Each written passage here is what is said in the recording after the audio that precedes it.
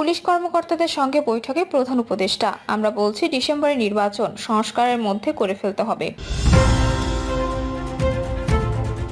হাসিনা কেন চোরের মতো পালালেন, জানালেন ডক্টর কামাল। শুধু শিশু ধর্ষণের বিচারে হচ্ছে বিশেষ ট্রাইব্যুনাল, বললেন আইন উপদেষ্টা। এবং সর্বশেষ জানাবো, বিএনপির সঙ্গে কাঁধে কাঁধ মিলিয়ে মামলার দায়িত্ব নেবে জামায়াত। শুনছিলেন সংবাদ শিরোনাম, এবারে বিস্তারিত। পুলিশ কর্মকর্তাদের সঙ্গে বৈঠকে প্রধান উপদেষ্টা, আমরা বলছি ডিসেম্বরে নির্বাচন সংস্কার এর মধ্যে করে ফেলতে হবে। প্রধান উপদেষ্টা ডক্টর মোহাম্মদ ইউনূস বলেছেন, অন্তর্বর্তীকালীন সরকারের হাতে খুব বেশি সময় নেই, আমরা ইতিমধ্যে 7 মাস পার করে এসেছি। আমরা বলছি ডিসেম্বরে নির্বাচন হবে, কাজে কি কি সংস্কার করতে চাই করে ফেলতে হবে। পুলিশের উদ্দেশ্যে ডক্টর ইউনূস বলেন, আপনারাও সংস্কারের কথা বলেছেন, কারোর জন্য অপেক্ষা করে কোনো ফায়দা হবে না, কাজটা করতে হবে এবং সেটা আমাদের প্রতিষ্ঠিত করতে হবে। তিনি বলেন, দেশ বদলাতে হলে একক নির্দেশে নয়, বরং সবাইকে নিয়ে এক একটি টিম করে কাজ করতে হবে এবং বাংলাদেশে যত টিম আছে তার মধ্যে সবচেয়ে গুরুত্বপূর্ণ টিম হলো পুলিশ। সরকার যা কিছু করতে চায় শেষ পর্যন্ত পুলিশের হাত দিয়ে করতে হয়, তারা সব করে দেয় না, তারা পরিবেশটা সৃষ্টি করে, যে পরিবেশটা না থাকলে কোনো কাজই আর হয় না। পুলিশের কথা প্রসঙ্গে বারবার আমরা দুটো শব্দ বলছি, আইন ও শৃঙ্খলা। পুলিশের হাতে এটাকে এক্সিকিউট করতে হবে। এই পরিবেশ সৃষ্টি করা না গেলে সরকার, গণতান্ত্রিক অধিকার, মানুষের অধিকার, নাগরিকের অধিকার কিছুই থাকে না। প্রধান উপদেষ্টা আরো বলেন, আমরা পুলিশকে অবহেলা করে দেশ গড়তে পারবো না, তারাই সম্মুখ সারির মানুষ, তারা ক্ষেত্র প্রস্তুত করলেই বাকি জিনিসগুলো হয়। আইন শৃঙ্খলা না থাকলে যত বড় বড় চিন্তাই হোক, যত টাকাই থাকুক, কোনো কাজে আসবে না। পরিবর্তিত পরিস্থিতিতে কাজ করতে পুলিশের অত্যন্ত বেগ পেতে হচ্ছে, তবে এগুলো সমাধানের চেষ্টা করব। ডক্টর ইউনূস বলেন, জুলাই গণ অভ্যুত্থানের ফলে আমরা মস্ত বড় সুযোগ পেয়েছি, এটাকে যেন হারিয়ে না ফেলি। আমরা সেটা চেষ্টা করব। ভবিষ্যতে যারা আসবে তারাও আশা করি চেষ্টা করবে, পথটা যেন আমরা সৃষ্টি করে দিই। হাসিনা কেন চোরের মতো পালালেন, জানালেন ডক্টর কামাল। প্রবীণ রাজনীতিবিদ ও গণফোরাম সভাপতি ডক্টর কামাল হোসেন ছাত্রজীবন থেকেই আওয়ামী লীগের রাজনীতির সঙ্গে সম্পৃক্ত ছিলেন। স্বাধীনতার পর ছিলেন দেশের প্রথম পররাষ্ট্রমন্ত্রী, ছিলেন সংবিধানের অন্যতম প্রণেতা। শেখ হাসিনাকে দেশে ফিরিয়ে আনা এবং দলটি সভাপতি করার পেছনে ডক্টর কামাল হোসেনই ছিলেন মূল উদ্যোক্তা। কিন্তু শেখ হাসিনা 91 সালের নির্বাচনে পরাজিত হওয়ার পর সবার আগে তাকেই আওয়ামী লীগ ছেড়ে যেতে বাধ্য করেন। শুধু ডক্টর কামাল হোসেন একা নয়, আওয়ামী লীগের অনেক প্রবীণ নবীন নেতাকে শেখ হাসিনার প্রতিহিংসার শিকার হয়ে করুণ পরিণতি মেনে নিতে হয়েছে। এ প্রসঙ্গে ডক্টর কামাল হোসেন বলেন, আওয়ামী লীগের এই পরিণতির জন্য এককভাবে শেখ হাসিনাই দায়ী। তিনি ত্যাগী এবং পরীক্ষিত নেতাকর্মীদের উপেক্ষা করেছেন, অবমূল্যায়ন করতেন, অপমান অপদস্থ করতেন, ফলে পরিবারতন্ত্র প্রতিষ্ঠা করেছিলেন। আওয়ামী লীগের শেখ হাসিনার কথাই ছিল শেষ কথা, তার কথাই ছিল আইন। তিনি নিজেকে রাজা ভাবতেন আর দেশের মানুষকে ভাবতেন প্রজা। ভিন্নমত একেবারেই সহ্য করতে পারতেন না শেখ হাসিনা, আর এই কারণেই তাকে এভাবে চোরের মতো পালাতে হয়েছে। শুধু ডক্টর কামাল হোসেন একা নন, আওয়ামী লীগের অনেক প্রবীণ নবীন নেতাকে শেখ হাসিনার প্রতিহিংসার শিকার হয়ে করুণ পরিণতি মেনে নিতে হয়েছে। শেখ হাসিনার ছেলে সজীব ওয়াজেদ জয় দুর্নীতি নিয়ে কথা বলায় আব্দুল লতিফ সিদ্দিকী 2024 সালে 24 অক্টোবর আওয়ামী লীগ থেকে বহিষ্কার করা হয়। এর আগে একইভাবে 1999 সালে আওয়ামী লীগ ছেড়ে যেতে বাধ্য করা হয় তার ছোট ভাই বঙ্গবীর আব্দুল কাদের সিদ্দিকীকে। আব্দুল লতিফ সিদ্দিকী আওয়ামী লীগের সভাপতি মণ্ডলীর সদস্য ছিলেন পাট ও বস্ত্রমন্ত্রী। সজীব ওয়াজেদ জয়ের বিরুদ্ধে কথা বলার অপরাধে দল থেকে ছিটকে পড়েন, মন্ত্রিত্ব হারান।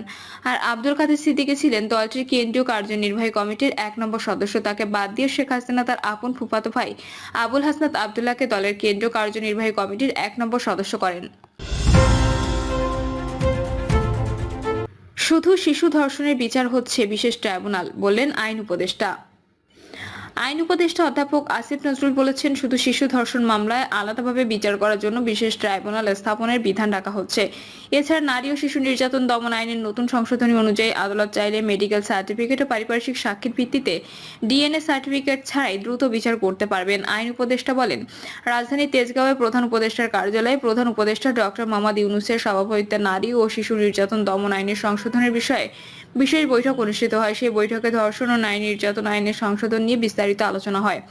সবাই শিশুদের ধর্ষণ মামলার আলাদাভাবে বিচার করার জন্য বিশেষ ট্রাইব্যুনাল স্থাপন সহ বেশ কিছু গুরুত্বপূর্ণ সিদ্ধান্ত নেওয়া হয়।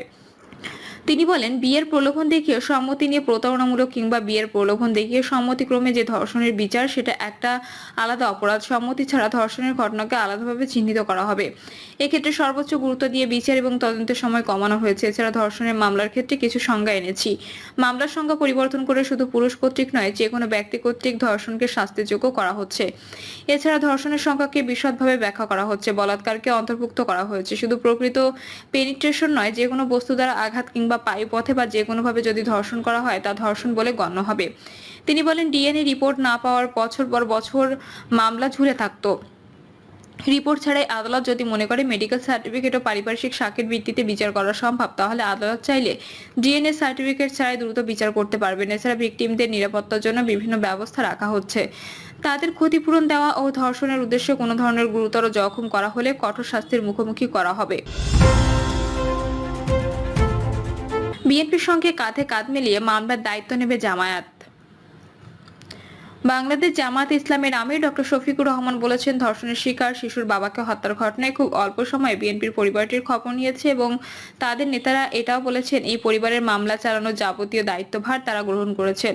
ভুক্তভোগী পরিবারটির পাশে দাঁড়ানোয় বিএনপি ও তারেক রহমানকে ধন্যবাদ জানিয়ে তিনি বলেন, বিএনপির সঙ্গে কাঁধে কাঁধ মিলিয়ে এই মামলায় অভিযুক্তদের দৃষ্টান্তমূলক শাস্তি নিশ্চিত করতে কাজ করবে জামায়াত ইসলামী। সকাল 10:30টার দিকে বরগুনায় আলোচিত মন্টু চন্দ্র দাস হত্যাকাণ্ডের ঘটনায় ভুক্তভোগী পরিবারের সঙ্গে দেখা করেছেন জামায়াতে আমির। এ সময় তিনি ভুক্তভোগী পরিবারের শিশুদের লেখাপড়া ও চিকিৎসা খরচ সহ পরিবারের ব্যয়ভার জামায়াতে ইসলামী বহন করবে বলে ঘোষণা দেন। পরে বরগুনার টাউন হল মাঠে এক পথসভায় জামায়াতের আমির বলেন, আমরা খুব ভারাক্রান্ত মনে আজকে আপনাদের সামনে হাজির হয়েছি। আপনারা জানেন, এই সদর উপজেলার গত বুধবার একটি মর্মান্তিক ঘটনা ঘটেছিল। একটা অবশ শিশুকে নির্যাতন করা হয়েছিল। শিশুর বাবা এই নির্যাতনের প্রতিকার চেয়ে মামলা করেছিলেন। এটা ছিল তার নাগরিক অধিকার। কিন্তু নির্যাতনকারী জালেমরা মামলা করার অপরাধে মন্ত্রীকে হত্যা করেছে। তিনি বলেন, আমরা এসেছি তাদের দুঃখকে ভাগ করে নেওয়ার জন্য। যে ভদ্রলোকটি খুন হয়েছেন তিনি অতি সাধারণ মানুষ ছিলেন। একটা মুরগির দোকানের কর্মচারী ছিলেন। তার বৃদ্ধ মা আছেন, স্ত্রী আছেন, 2.5 মাসের একটি সন্তান সহ 3টি কন্যা সন্তান রয়েছেন। ছোট ছেলে সন্তান নেই। তাকে খুন করার মাধ্যমে এই পরিবারকে পুরুষ শূন্য ও অভিভাবক শূন্য করে ফেলা হয়েছে। শফিকুর রহমান দাবি করেন, 90 দিনের মধ্যেই মামলার রায় বাস্তবায়নের ব্যবস্থা করা হোক। আমরা পরিবারটিকে আশ্বস্ত করে বলেছি, আপনারা ভয় পাবেন না, সাহস রাখুন। এই প্রলয়ে আগা থেকে শেষ পর্যন্ত আমরা আপনাদের সঙ্গে আছি। জামায়াত আমির বলেন, পরিবারটি পর্যন্ত বিভিন্ন জায়গা থেকে ছোটখাটো অনেক সহযোগিতা পেয়েছেন, কিন্তু খুব অনিশ্চয়তা পেয়ে বসেছে। আমি যখন কথা বলেছিলাম তখন তাদের চোখ পায়রা নদীতে পরিণত হয়েছে। অনবরত চোখের পানি ঝরছিল। কোনো ভাষায় আমি তাদেরকে সান্ত্বনা দেব। তারা বলেছে, কে আমাদেরকে দেখবে? আমরা বলেছি, আমরাও আল্লাহর সৃষ্টি, আপনারাও তার সৃষ্টি। আল্লাহ তাআলা আপনাদেরকে দেখবেন। পরিবারের দায়িত্ব নিয়ে তিনি বলেন, আমি শিশুটিকে কোলে নিয়ে বলেছি, এই বাচ্চাদের বেড়ে ওঠার শিক্ষা, চিকিৎসা এবং এই পরিবারের ন্যূনতম ব্যয় নির্বাহের পূর্ণ দায়িত্ব মহান আল্লাহ তাআলার তরফ থেকে জামায়াত ইসলাম গ্রহণ করলো। এই শিশুরা বাবার ভূমিকা থাকা অবস্থায় যেমন ছিল তার থেকেও একটু ভালো চলবে ইনশাআল্লাহ। হতে পারে এই শিশুগুলো একদিন জাতির জন্য সম্পদে পরিণত হবে। তিনি আরো বলেন, আমাদের কাছে মানবিক ব্যাপারে কোনো দলমতের ব্যাপার নেই। যেখানেই নির্যাতন সেখানেই জুলুম, সেখানেই আমরা